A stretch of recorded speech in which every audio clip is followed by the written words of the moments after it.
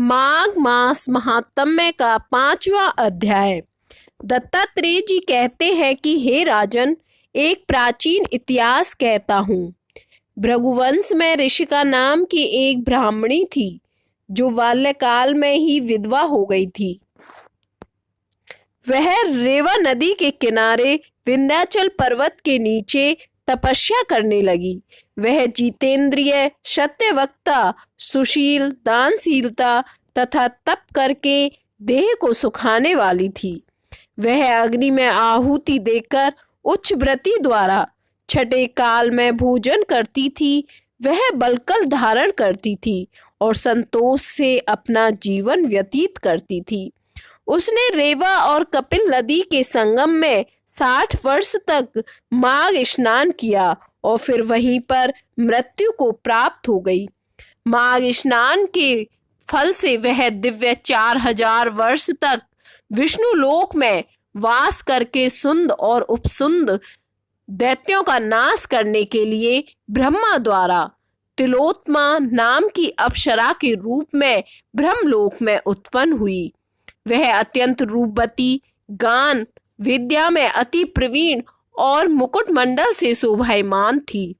उसका रूप, यौवन और सौंदर्य देखकर ब्रह्मा भी चकित हो गए। वह तिलोत्मा रेवा नदी के पवित्र जल में स्नान करके वन में बैठी थी।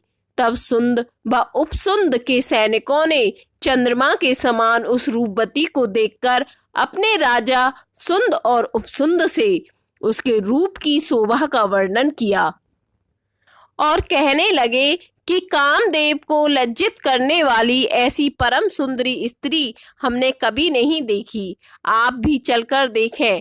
तब वह दोनों मदिरा के पात्र को रखकर वहीं पर आए जहां पर वह सुंदरी बैठी हुई थी और मदिरा के पान विहल होकर काम क्रीड़ा से पीड़ित हुए और दोनों ही आपस में उस स्त्री रत्न को प्राप्त करने के लिए विवादग्रस्त हुए और फिर आपस में युद्ध करते हुए वहीं समाप्त हो गए। उन दोनों को मरा हुआ देखकर उनके सैनिकों ने बड़ा कोलाहल मचाया और तब तिलोत्मा काल रात्रि के समान उनको पर्वत से गिराती हुई 10 दिशाओं को प्रकाशमान करती हुई आकाश में चली गई और देव कार्य सिद्ध करके ब्रह्मा के सामने आई।